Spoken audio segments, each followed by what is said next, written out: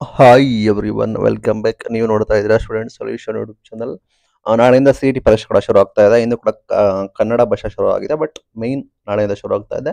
ಈ ರೂಲ್ಸ್ಗಳು ಕೂಡ ಕಡ್ಡಾಯವಾಗಿರುತ್ತೆ. ಈ ರೂಲ್ಸ್ಗಳನ್ನ ವಿದ್ಯಾರ್ಥಿಗಳು ಕಂಪಲ್ಸರಿ ಫಾಲೋ ಮಾಡಬೇಕು. ಏನು ಡೆಡ್ಲಾಗಿ ತಿಳಿಸ್ಕೊಡ್ತೀನಿ, ಸಿಂಪಲ್ ಆಗಿ ಮಾಹಿತಿಗಳು ಕೂಡ ಇದಾವೆ. ಸಬ್ಸ್ಕ್ರೈಬ್ ಆಗಿ. ಏಪ್ರಿಲ್ 16 ಮತ್ತು 17ನೇ ತಾರೀಕು ಪರೀಕ್ಷೆ ಕೂಡ ಇದೆ. ಟೈಮ್ ಟೇಬಲ್ ಕೂಡ ಎಲ್ಲ ಗೊತ್ತಿದೆ. 10:30 to 11:50, 2:30 to 3:50 ಕೂಡ ಟೈಮ್ ಇರುತ್ತೆ. ಇಲ್ಲಿ ಮೈನ್ ಏನಂದ್ರೆ ಏನು ಕ್ರಮಗಳು ಕೈಗೊಂಡಿದ್ದಾರೆ ಅಂದ್ರೆ, ಪರೀಕ್ಷೆ ಆರಂಭಕ್ಕೂ 1 ಅವರ್ ಮುಂಚೆ ಅಂಡ್ ಪರೀಕ್ಷೆ ಮುಗಿದು 30 ನಿಮಿಷಗಳ ಕಾಲ ನಂತರ, after exam 30 minutes before exam 1 hour ನಿಮಗೆ ಪೊಲೀಸ್ ಬಂದೋಬಸ್ತ್ ಇರುತ್ತೆ. ಅಂದ್ರೆ ಪೊಲೀಸ್ ಅವರು ನಿಯೋಜನೆ ಕೂಡ ಮಾಡ್ತಾರೆ.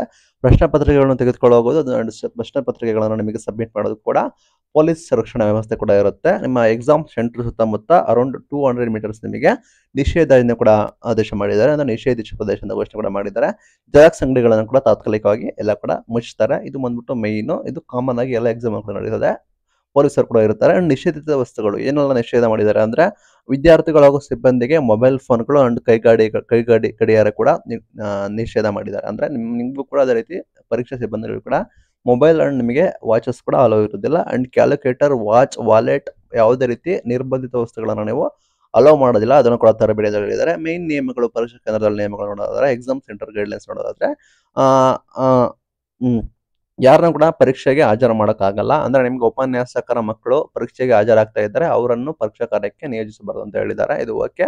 ಇನ್ನು ಮೈನ್ ಬಂದ್ಬಿಟ್ಟು ನಮ್ಮ ಪ್ರಶ್ನೆ ಪತ್ರಿಕೆ ಓಪನ್ ಮಾಡೋದು ಅಂಡ್ ಉತ್ತರ ಪತ್ರಿಕೆ ಬಂಡಲ್ಗಳನ್ನ ಮಾಡುವ ಕಾರ್ಯಗಳಲ್ಲಿ CCTV ವೀಕ್ಷಣೆ ಅಡಿ ನಿಮಗೆ ಇರುತ್ತೆ ಅಂತ ಕೂಡ ಹೇಳಿದ್ದಾರೆ. ಇನ್ನು ಮೈನ್ ಡ್ರೆಸ್ ಕೋಡ್ ಬಗ್ಗೆ ಡೌಟ್ ಇರುತ್ತೆ. ಇಲ್ಲಿ ಅಧಿಕೃತ ಡ್ರೆಸ್ ಕೋಡ್ ಇಲ್ಲ, ಬಟ್ ಇಲ್ಲಿ ಏನ್ ಮಾಡ್ಬೇಕಂತ ವಿದ್ಯಾರ್ಥಿಗಳು ನಾರ್ಮಲ್ ಆಗಿ ಒಂದು ಡ್ರೆಸ್ಸಸ್ ಹಾಕಬೇಕಾಗುತ್ತೆ. ಇಲ್ಲಿ ದೊಡ್ಡ ಗುಂಡಿ ಇರೋದು, ಉಂಗುರ ಇರೋದು, ದಪ್ಪ ಬೂಟ್ಗಳಿರೋದು ಮತ್ತೆ ಆಭರಣ ಧರಿಸೋದಿಲ್ಲ. ಸಿಂಪಲ್ ಆಗಿ ನಾರ್ಮಲ್ ಡ್ರೆಸ್ಸಸ್ ಹಾಕೊಂಡಿದ್ರೆ ಯಾವುದೇ ರೀತಿ ಗೊಂದಲ ಇಲ್ಲ. ಈ ರೀತಿ ದೊಡ್ಡ ಗುಂಡಿ, ಉಂಗುರ, ದಪ್ಪ ಬೂಟ್ ಹಾಕೊಂಡು ಆಭರಣಗಳ ಧರಿಸೋದು, ಫುಲ್ ತೋಳು ಹಾಕೊಳ್ಳೋದು, ಸ್ವೆಟರ್ ಹಾಕೊಳ್ಳೋದು, ಆ ರೀತಿ ಎಲ್ಲ ಕೂಡ ಹಾಕೋಬೇಡಿ. ನಾರ್ಮಲ್ ಆಗಿ ಶೂಸ್ ಎಲ್ಲ ಹಾಕೋಬೇಡಿ. ನಾರ್ಮಲ್ ಆಗಿ ಡ್ರೆಸ್ಸಸ್ ಹಾಕೊಂಡು ಹೋಗಿ.